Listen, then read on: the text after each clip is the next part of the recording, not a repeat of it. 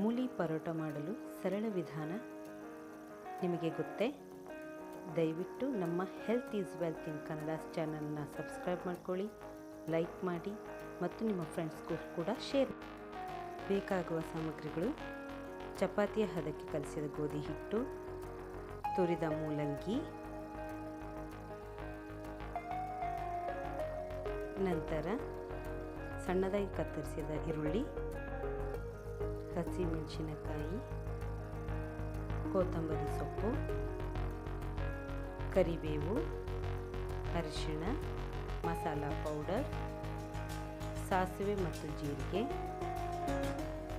ಸ್ವಲ್ಪ ಎಣ್ಣೆ ಹಾಕಿ ಪ್ಯಾನನ್ನು ಕಾಯಲು ಬಿಡಿ.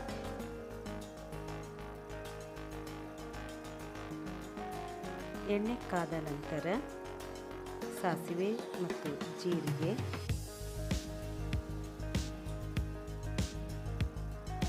ಕರಿಬೇವು, ಹಸಿಮೆಣಸಿನಕಾಯಿ,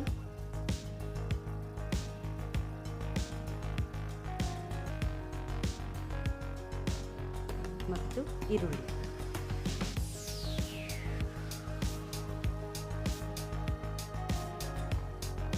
ಈಗ ಚೆನ್ನಾಗಿ ಫ್ರೈ ಮಾಡಿ. ಫ್ರೈ ಆದ ನಂತರ ಅರಿಶಿಣ ಹಾಕಿ ಬ್ರೌನ್ ಕಲರ್ ಬರೋವರೆಗೂ ಫ್ರೈ ಮಾಡಿ. ನಂತರ ತುರಿದ ಮೂಲಂಗಿಯನ್ನು ಹಾಕಿ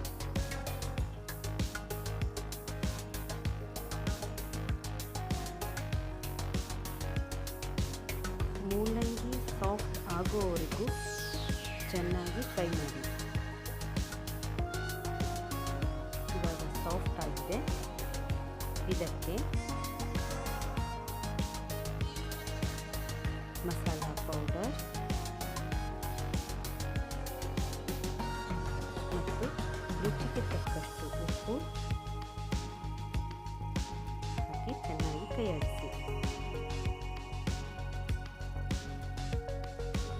ಗ್ಯಾಸ್ ಆಫ್ ಮಾಡಿದ ನಂತರ ನಿಂಬೆಹಣ್ಣಿನ ರಸವನ್ನು ಹಾಕಿ ಚೆನ್ನಾಗಿ ಮಿಕ್ಸ್ ಮಾಡಿಕೊಳ್ಳಿ.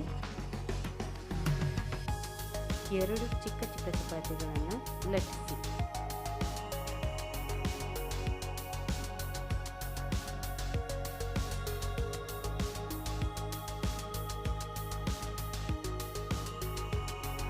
ನಂತರ ಮಾಡಿದ ಮೂಲಂಗಿ ಪಲ್ಯವನ್ನು ಮಧ್ಯದ ಚಪಾತಿಯ ಭಾಗದಲ್ಲಿ ಹಾಕಿ ಚೆನ್ನಾಗಿ ಹರಡಿ. ಮತ್ತೊಂದು ಚಪಾತಿಯನ್ನು ಅದರ ಮೇಲೆ ಹಾಕಿ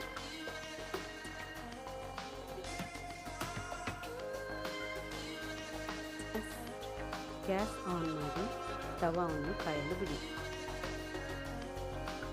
ಚಪಾತಿಯನ್ನು ಮತ್ತೆ ಮೇಲುಗಡೆ ಸ್ವಲ್ಪ ಲಟ್ಟಿಸಿ. ತವಾ ಕಾದ ನಂತರ ಮೇಲುಗಡೆ ಚಪಾತಿ ಅಂದರೆ ಪರೋಟವನ್ನು ಹಾಕಿ ಸ್ವಲ್ಪ ಎಣ್ಣೆಯನ್ನು ತವರಿ ಚೆನ್ನಾಗಿ ಬೇಯಿಸಿ. ಇನ್ನೊಮ್ಮೆ ಸ್ವಲ್ಪ ಎಣ್ಣೆಯನ್ನು ತವರಿ. ಇವಾಗ ಮೂಲಿ ಪರೋಟ ಸಿದ್ಧವಾಗಿದೆ. ನೀವು ನಿಮ್ಮ ಮನೆಯಲ್ಲಿ ಮೂಲಿ ಪರೋಟ ಮಾಡಿ ಮತ್ತು ಸವಿಯಿರಿ. ನಿಮ್ಮ ಫ್ರೆಂಡ್ಸ್ಗೂ ಕೂಡ ಶೇರ್ ಮಾಡಿ. Thank you friends.